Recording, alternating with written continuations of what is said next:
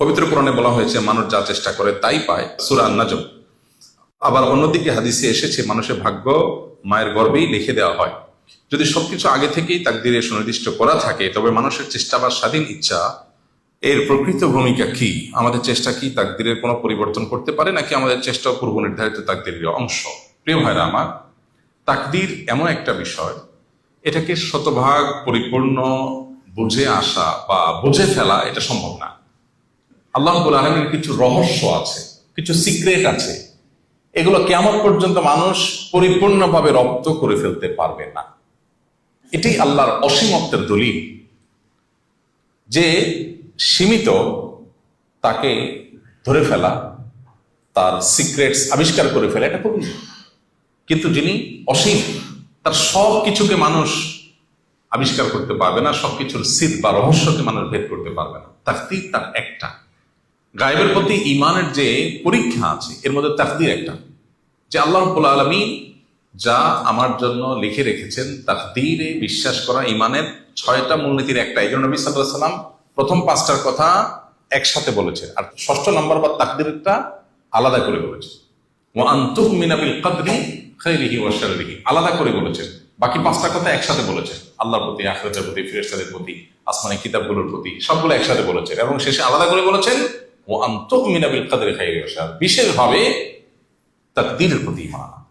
তো এটা হলো প্রথম কথা। এরপরে আসল মূল ইস্যুতে, সেটা হলো যে একদিকে আল্লাহ বলছেন লাইসাল ইনসানু ইল্লা মা সাআ, মানুষ যা চেষ্টা করবে তা পাবে। আবার অপরদিকে বলা হচ্ছে আল্লাহ যা তাকদীরে লিখে রেখেছেন সেটাই হবে। তো আসলে কোনো কন্ট্রাডিকশন আছে কিনা? উত্তর হলো মানুষ যা চেষ্টা করবে সেই চেষ্টার অনুপাতে সে পাবে। প্রশ্নের শেষ অংশে একটা দারুণ কথা লিখছেন প্রশ্নকর্তা, যে আমাদের চেষ্টাও কি তাকদীরের অংশ কিনা? উত্তর হলো হ্যাঁ। এটাই হলো মূল কথা, যে আমার চেষ্টার পরে যদি কোনো কিছু অর্জিত হয় তাহলে বুঝতে হবে এটা আমার তাকদীরে ছিল, আর যদি আমার চেষ্টার পরে কোনো কিছু অর্জিত না হয় তাহলে বুঝতে হবে সেটা আমার তাকদীরে ছিল না। তাহলে আমার চেষ্টা করার দরকার আছে কিনা, নাকি আমি তাকদীরের উপরে নির্ভর করে বসে থাকবো? উত্তর হল না। আল্লাহর নির্দেশ হলো তাকদীর বিশ্বাস করো আর প্রাপ্তির জন্য চেষ্টা করো, দুটোই আল্লাহ নির্দেশ। বিষয়টাকে ছোট একটা এক্সাম্পল দিয়ে আমরা বোঝার চেষ্টা করতে পারি। ধরুন আপনি কোন একজন পদস্থ কর্মকর্তার কাছে গেলেন, একজন চেয়ারম্যান, একজন এমপি, একজন মন্ত্রী, কারোর কাছে একটা কাজ আছে, তার স্বাক্ষর হলে কাজটা হয়ে যাবে। আপনি তার কাছে যখন যান, আপনার বিশ্বাস থাকে হবে সেটাই যেটা উনি সিদ্ধান্ত নেবেন, জিনিসটা তার হাতে। মন্ত্রী যদি চান তাহলে সিগনেচার দিবেন, এমপি সাহেব চাইলে, চেয়ারম্যান সাহেব চাইলে তিনি এটা সিগনেচার দিবেন, আর না চাইলে দিবেন না। বিষয়টা তার চাওয়ার উপর নির্ভর করে। বাস্তবতা কি সেটা না? সিদ্ধান্ত যেহেতু ওনার, অতএব উনি কি সিদ্ধান্ত নেবেন সেটার উপর নির্ভর করে। আমি বিশ্বাস করি যে সিদ্ধান্ত যেহেতু তার হাতে, অতএব তিনি যেটা চাইবেন সেটাই নেবেন। এখন আমি তো আমার চেষ্টা করব নাকি? আমার চেষ্টার পরে যদি দেখি যে হয় নাই, তাহলে বুঝবো যে তিনি আসলে কনভিন্সড হন নাই বা তার সিদ্ধান্ত হয় না।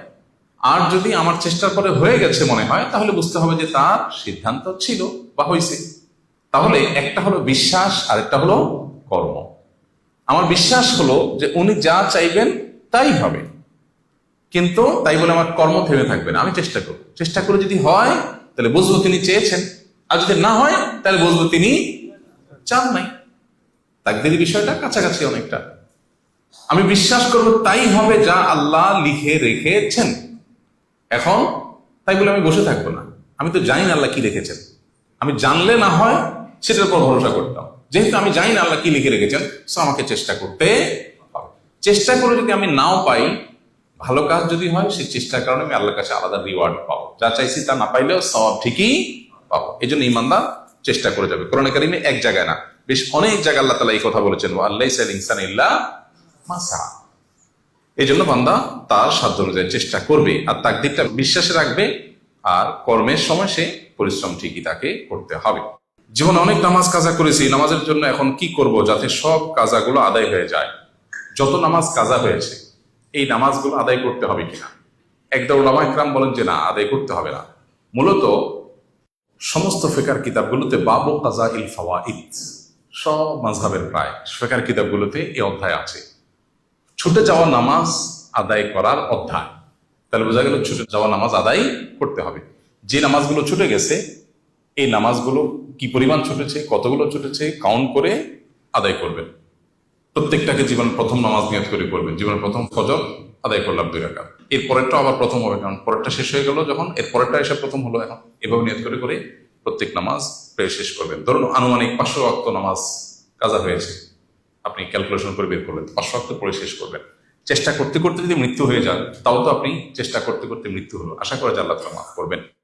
আমাদের শিক্ষা প্রতিষ্ঠান বা গ্রুপে শিক্ষকরা বিভিন্ন সময় আমলের প্রতিযোগিতার আয়োজন করে থাকেন। আমরা যদি সেই প্রতিযোগিতাগুলোতে অংশগ্রহণের উদ্দেশ্যে আমল করি, তবে তা কি রিয়া বা লোক দেখানো বা ছোট শিরকের অন্তর্ভুক্ত হবে কিনা?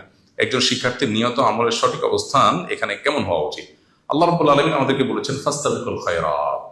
ফাস্তাবিকুল খায়রাত, খায়রাত মানে কি? কল্যাণের কাজ, ভালো কাজ, এগুলোতে তোমরা প্রতিযোগিতায় অবতীর্ণ হও। অতএব কোনো শিক্ষা প্রতিষ্ঠান থেকে বা যে কোনো জায়গা থেকে যদি ভালো কাজে কম্পিটিশন হয়, সেখানে অংশগ্রহণ করলেন, আপনি অগ্রসর হয়ে থাকার চেষ্টা করলেন, আপনি নিজেকে সবসময় মোটিভেটেড করবেন যে আমি এটা ওই কোরআনের আয়াতের উপর আমল করার জন্য করছি। আল্লাহ বলেছেন কল্যাণমূলক কাজে প্রতিযোগিতা অবতীর্ণ হও, আমি সেই জন্য অবতীর্ণ হচ্ছি।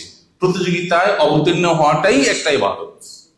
প্রতিযোগিতা আমি কিছু পারি আর না পারি, আল্লাহর নির্দেশ মানতে গিয়ে আমি প্রতিযোগিতায় লিপ্ত হলাম, রত হলাম, ইটসেলফ এটা একটা কি নেক আমল, এটা একটা ইবাদত। অতএব সেই জন্য আপনি করবেন, এটা ইনশাআল্লাহ রিয়া হবে না। তবে যদি আপনার সবাই সামনে বাহবা নিবেন, সবাই দৃষ্টি আকর্ষণ করবেন, আপনি লাইন লাইটে আসবেন, আপনি সবচেয়ে ভালো ছাত্র হবেন, বাহবা নিবেন, সবাই বলবে ভাই মাশাআল্লাহ মাশাআল্লাহ, আপনি তো পুরস্কার নিছেন মসজিদ থেকে, বাহ বাহ, এই বাহবা নেওয়ার ধান্দা করবেন, তাহলে সেটা রিয়া হবে।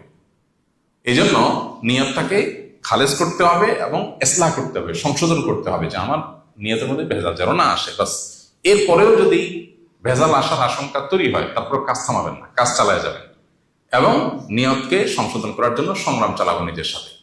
অনেক সময় দেখা যায় অনেকে বেশি ভালো শাস্তি গিয়ে বলে না, আমার মনের ভিতরে খারাপ চিন্তা আসছে, তাহলে কাজটা করবো না। এরকম করবেন না, কারণ করতে করতে একটা সময় নিয়ত ইসলাহ করা যায়। আস-সুন্নাহ ফাউন্ডেশন, উম্মার স্বার্থে সুন্নাহর সাথে।